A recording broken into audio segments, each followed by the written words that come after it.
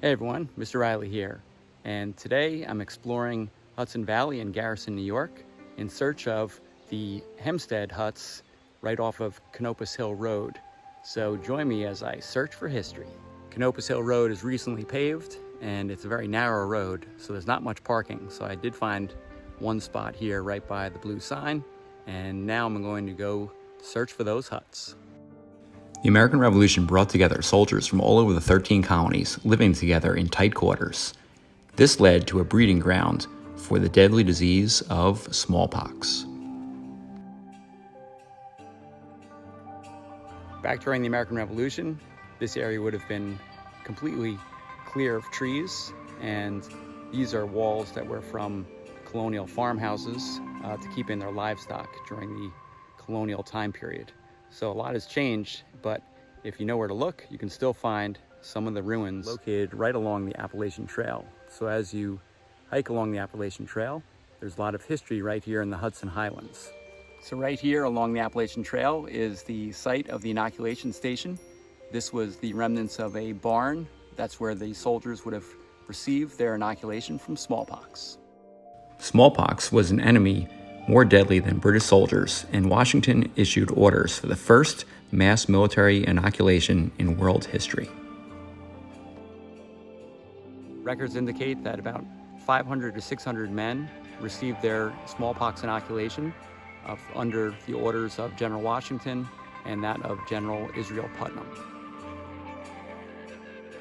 Much of the information we have about the inoculation process comes from Private Joseph Plum Martin, who was enlisted in the Continental Army at the age of 15, and he received his inoculation shot right here in this barn. As we deal with a pandemic in our own time, it's important to look to the past to get clues about how to best handle situations. Every time is a little slightly different, but it's up to us to study the past so we can make good decisions today. We put together a historical reenactment of what it may have been like to receive a inoculation from smallpox. So this is from the Fishkill Supply Depot and the Van Wyck House, where we filmed this recreation of smallpox inoculation. Thank you, sir.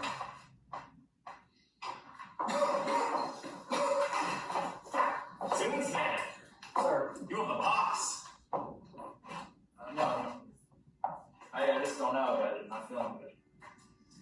I think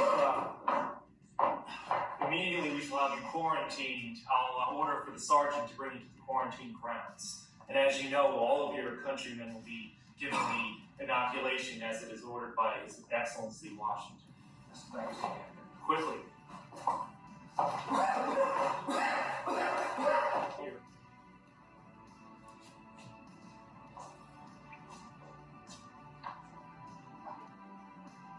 So I'm going to be extracting pus from these smallpox pustules.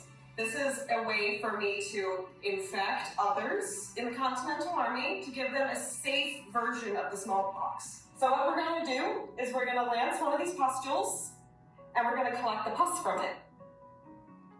And you're going to collect it in a bottle just like this, and you're going to dip your lancet into it, and I'm going to infect others with the inoculated version of smallpox.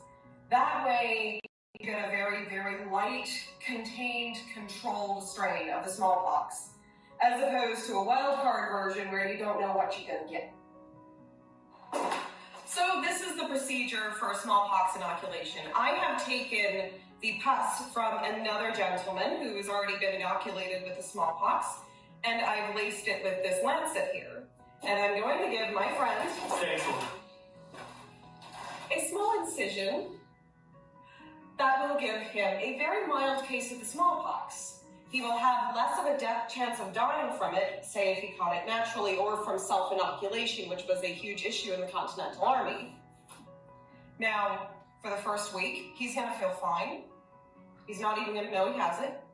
He might get a little itchy from the infection site, but come the second week, he's going to come down with flu-like symptoms. It's going to start to get miserable. By the next week, he's going to have the small pustules which will eventually go from his hands and his face, around the mucous membranes, all through the rest of his body. And it's going to be rough. You are not going to enjoy it. It's going to course through his body for a couple weeks, and then the pustules will then flake off, and you will be left with minimal scarring. It may seem extreme, but this procedure was going to ensure that the Continental Army could fight again. Hopefully you learned something with this video, and don't forget to like and subscribe. Due to Washington's bold leadership, the mass inoculation campaign reduced the mortality from smallpox to less than 2% in the Continental Army. This will enable the soldiers to focus their full attention on defeating the British.